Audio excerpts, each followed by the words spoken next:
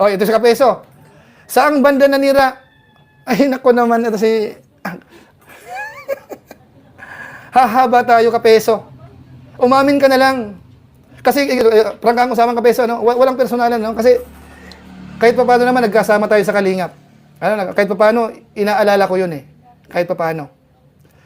Prangkang usapan. Huwag mo nang gamitin yung iba. Huwag mo nang gamitin si Bopil. Huwag mo nang gamitin.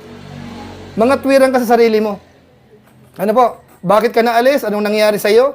Pinaliwanag mo na yun noon pa. Matagal na panahon, pinaliwanag mo na yan eh. After na may paliwanag mo, kung nanahimik na, wala na eh. Wala na eh. Ngayon bumabalik ka. O anong motibo mo? Hindi ba for views? Naku naman. Ganun lang kasimple. Huwag mo nang gamitin na. Yun mga kabalbas, mga kalingap, at isang mapagpalang araw po muna sa lahat. At dito naman tayo sa isang panibagong edisyon ng ating live reaction video, no? So dito po kay Sir July Paunil, na isang reactor ng Kalingap, at yung dating reactor ng Kalingap na si Kapeso. At dito nabigyan ng isang ultimatum at para kumbaga ay na real talk dito si Kapeso na kaya siya bumabalik, no, mga kalingap. Ito ay dahil sa, no?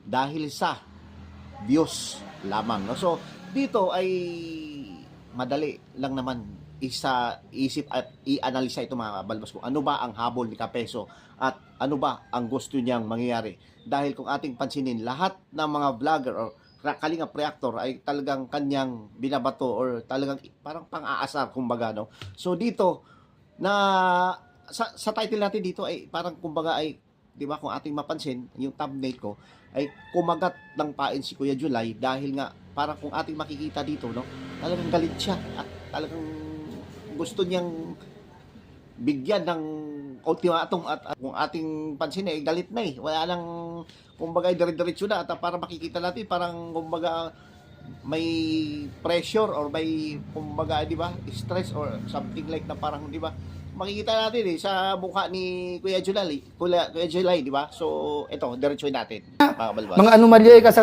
Kalingap, nagtatakpan ni Eka yan, kasi mga kaalyado yan, parang abogado Eka yan. Nakamonitor ko sa'yo kanina eh. Kasi kanina, nandun ka kay Ninang, may nagsumbong na sa akin. Nag-comment ka doon kay Ninang, gusto mo makipag-alyado sa kanya eh. Nag-abiso ka na may itatapik mo si Tatang. Ano po? Nag-comment ka pa uli na buwan daw ng July. O, kaya tinutukan kita kanina. Pinakinggan ko yung ano mo. Gusto ko mag-comment eh, pinipigil ko lang kasi mama screenshot eh. Alam mo yung comment ko doon? In short Kapeso, real talk, gusto mo lang ng views. Huwag mong gamitin si Bopil. Huwag mong gamitin kung sino man. Gusto mo ng views, nagko-content ka sa Kalingap. Ano? Ganun lang kasimple yun. Patatang-tatang ka pa, yung pangalanan, ginagamit ng video ko. Di ba? Ganun kasimple Kapeso. Nagpaliwanag ka ng ilang beses. So kung sa pakiramdam ko tama ka, tapos na issue. Ba't ka bumabalik ngayon? Gusto mo ng So Diyos. dito nga mga balbas, no, at kapansin-pansin natin at dito nagagalit na dito ngayon ko lang napansin talaga na ganito pala si Sir July pagka nabigyan ng umbaga, di ba? Ito ay pang-aasar ni Kapeso mga balbas eh. Mapapansin natin na ang binigay na talagang gusto ni Kapeso na gagamitin ang pangalan ng mga mabibigat na Kalingap reactor, no, para at least paano yung views ay mapunta at mabaling sa kanya. At syempre maraming manonood dahil kung ikaw ay subscriber at nandun yung pangalan mo, Kapeso, at ikaw naman ay viewers ni Kuya July Paunil, mga balbas, na take note ha, kahit kay Ibang Bopil, kahit sa mga Kalingap reactor, no, na talagang nandun at magbigating reactor, no, na nandun na yung mga subscriber at mga followers katulad ni Sir July Paunil, ay ito, no, kung ating pansin ay talagang yun yung gustong yung pinupunto ni ano eh, doon siya mismo talaga nagre-reaction para kahit paano ang mga viewers ay pagkagalit kung maaasar or mabigyan ng kumbaga, di ba? Kasi ito for the views lang talaga eh, di ba? Kaya doon siya talagang nang-aasar. Alam naman natin na talagang dati pa naman ay ganito na si Kapeso mula pa nung nasa Kalingap ito, no, na talagang Alaskador ito or talagang nang-Alaska talaga, no. So ibig sabihin kahit yan yung ano niya eh, yan yung rules niya bilang isang reactor eh. Ganyan siya eh. kung paano siya magbigay ng reaction, di ba? May halong pang-aasar.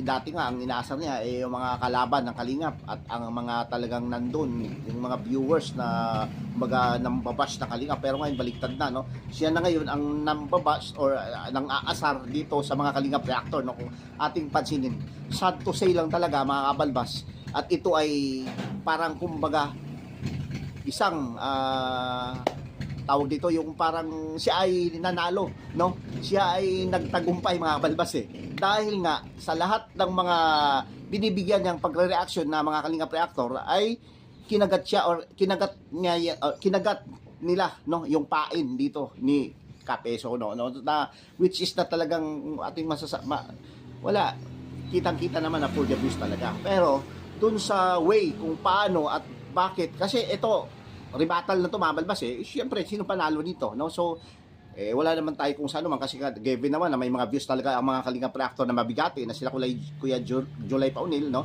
Sila may Mambopil, lahat ng mga nasa Kalingap reactor, no? So dito mabibigyan din ng break at magkaroon ng views talaga dito si Kapeso, no? So yun yung pagka-analisa natin dito no? So nagiging sa side, naging masama doon kay Sir July dahil siya ang binabanatan at talagang nangasa, nagamit pa nga daw yung video niya, no? So doon sa mismong paraan ni Kapeso ay talagang tuwan-tuwa si Kapeso ngayon sigurado, dahil kung ikaw ay ito, no, kakagat ka sa pain ni Kapeso na papatulan mo ito at talagang, di ba, mabibigyan ng content, ay malamang, no, magkakaroon ng views. Kung yan man ang sinasabi ni Kuya Sir July na for the views, ay eto na nga yun, no? So yun po, at tuloy natin. Umubok ka ng isa, nagkaroon ng views, umuulit-ulit ka. Kunwari nagdidepensa ka na kung sino dinidepensahan mo. Real talk, gusto mo lang ng views. Ganun kasimple yun. Pasubalian mo na ayaw mo ng views. Imposible yun. Gagamitin si Bopil, naapi ka, wala ka nagsasalita. Nagsalita na nga ako after ni Bopil Hindi mo lang napanood Ang gusto kasi ipunto ni Kapeso, kahit daw mga may anomalya dito na alam namin, ayaw namin magsalita. Mali ka. May mga ilan dito na nakita naming mali, sinasabi namin. Baka hindi ka lang aware. Pero ito, pasubalian mo sinasabi ko. Ano man ang naging kaso mo sa Kalingap, may katuwiran ka man. Naipaliwanag mo na nung matagal na panahon. Ba't ka bumabalik ngayon? Ano? Di ba for views lang naman ang gusto mo? Ganun lang kasimple.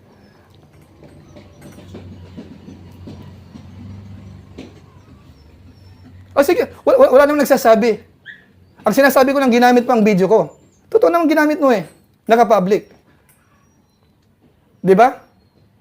Ginamit mo, walang problema ginamit mo, pero may karapatan na kung anong gustong gawin ko sa video na ginamit mo. Yan ang sinasabi ko. Hindi kita sa tinatakot. Pag-aari ko yan. May ads sa wala, pag-aari ko yan. Di ba? Sinabi ko, wala namang problema kanina Pero kung palalalain mo ang issue, lalala ang issue. Yan ang ibig kong sabihin. Ganun lang kasimple Huwag mong burahin. Subukan mo, huwag mong burahin. Kaya sabi ko lang kanina Di ba? Nandito pa si Ingrata kanina Sabi ko, huwag ko lang mapanaginipan. Ano po? Huwag ko lang mapanaginipan. Ganun lang kasimple po yan, ano? Basta personalan Kapeso, wala Pero ang dami pa kasing adlib Pangalanan mo, anong prinsipe, anong hari, anong reyna. Pangalanan mo kung matapang ka. Sabi nga ni Batang Hamog. Anong style mo pa yan? Opinion mo yan. Opinion mo yan. Pero ito, sa mga nanonood dito, mga kabayan natin, ano? Anong motibo ni Kapeso sa tingin po natin? Tingnan nyo po, Si Kapeso kasamahan natin nung araw. Magaling na reaktor yan hanga tayo dyan So dito nga mga balbas, no, so talagang makikita natin na merong hamunan dito mga balbas dahil sa kabilang banda kung ating pakinggan si Kapeso ay hinahamon at naghahamonan silang dalawa, no. So dito naman ay hinahamon din siya ni Kuya Junay na pagka once na ito, no, dahil ginagamit niya yung video mga balbas, no, ni Kuya Julay, ay maaari itong mabibigyan ng baka ma-strike, no. So dito ay hinahamon siya, no, na magpakatotoo ka at magiging aminin mo sa sarili mo kasi ito ang patutsada kasi ni Kapeso ay parang kumbaga hindi siya nag-name drop pero yung mga salitang tatang salitang nahalata ni Kuya Junay na siya yung pinaparatakan at parang siya yung nabibigyan ng reaction doon mismo sa live ni Kapeso, no? So dito ay sumagot, no? May dito sa live ni Kuya July ay nandun si Kapeso, no? So dito ay talagang nabigyan, no? Kasi nanonood din si Kapeso doon sa live niya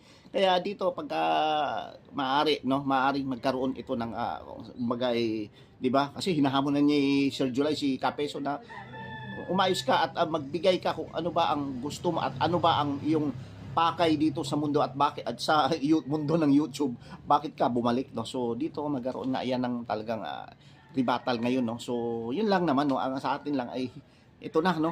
Aabangan natin kung sino ba ang kasi ex-Kalingap to si Kapeso at dito naman si Sir July, ito yung pinaka number 1 na reactor na Kalingap. So sino nga ba ang talagang matitinag at titirang matibay dito, no? So yun po yung ating talagang aabangan at ito, no, may mga video pa na sinasabi at dito isang video clip na sinasabi dito ni Sir July kung ano ito at ito panoorin natin. Okay? So Galing yan.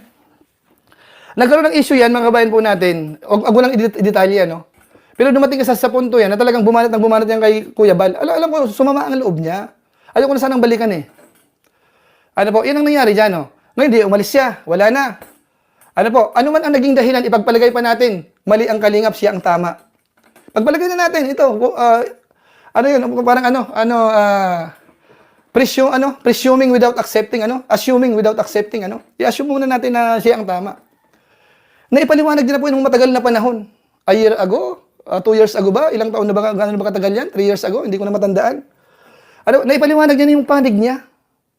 Nagnegosyo na siya, tahimik na. Ayos na, Sa part natin, hindi naman natin nababanggit na halos yan Kung sakali man siguro mahapyawan, hindi naman na yung paninirang, hindi yung tipong lang, maalala mo lang na si Kapeso, magaling din na reaktor yan nung araw, parang ganun, maaring ganun. So, tapos na.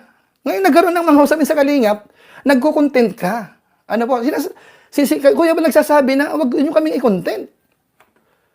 Anong motibo mo? Di ba? Aminin mo na lang, gusto mo rin ng views. Kaysa, ang dahil bang ek-ek na, mga reaktor, si Tatang Eka, sip-sip, yung mga tipo mga ganung, pagtatakpan ang mga kakaguluhan dyan sa Kalingap. Ang dami kanilang maiko-content dyan. Kaso ayaw nila i-content kasi, kasiraan ng Kalingap. Tapos sabi mo, hindi ka naninira. Kasi kung pag inisa-isa ko yan, hahaba tayo. Alam mo ng mga viewers yan, Kapeso. Wag ka na wag ka na magmalinis dyan. Magaling ka magpaliwanag, magaling ka magsalita, hanga nga kami sa iyo Pero para ang gawin mo yung ganun, ay teka muna.